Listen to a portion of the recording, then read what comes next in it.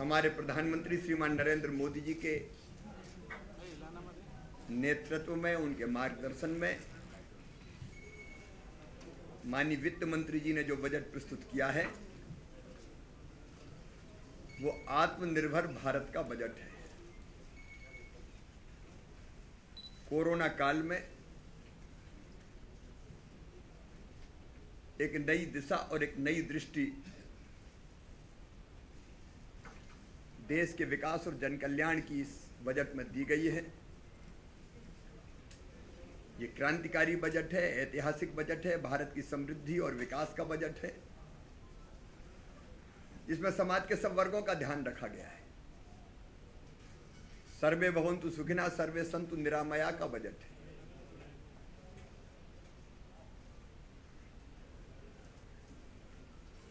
प्रधानमंत्री आपदा को अवसर में बदलना जानते हैं।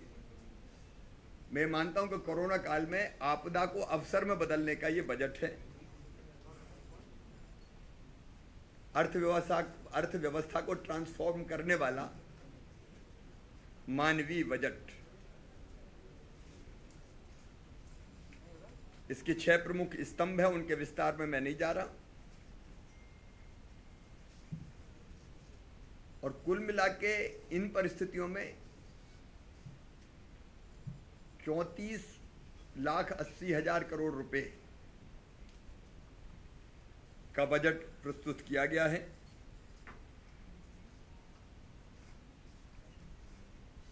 आत्मनिर्भर भारत बनाने की दृढ़ इच्छा शक्ति का इसमें समावेश है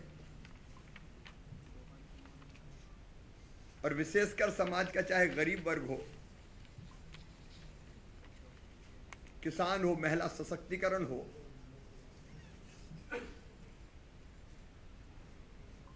या नौजवानों को रोजगार के नए अवसर देने का सवाल हो, आर्थिक गतिविधियां बढ़ा के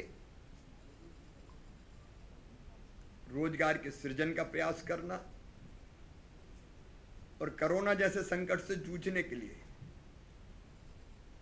और उसको समाप्त करने के लिए प्रधानमंत्री आत्मनिर्भर स्वस्थ भारत योजना जैसी योजना इसमें प्रारंभ की गई है।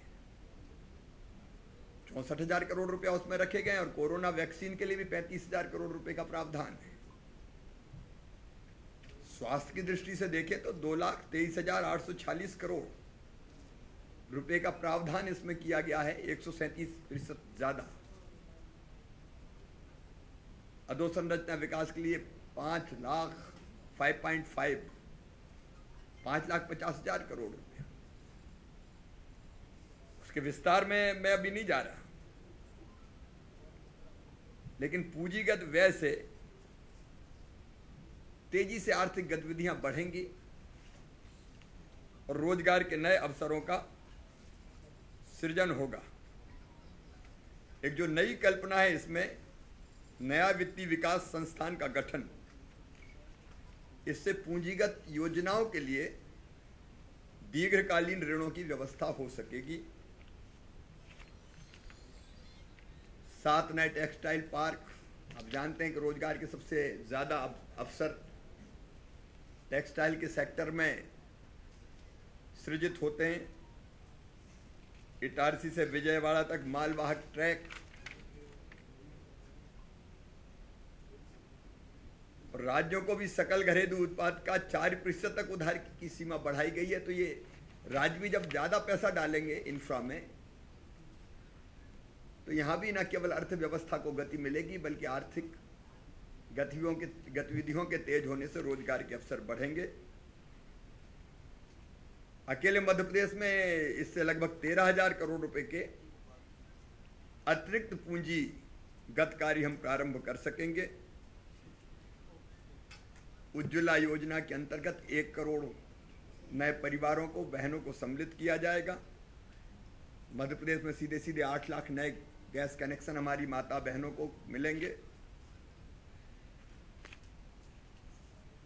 फिर 75वीं सालगिरह पर आजादी के 75 वर्ष से अधिक उम्र के वरिष्ठ नागरिकों को आयकर रिटर्न भरने से छूट दी गई है। ये बुजुर्गों को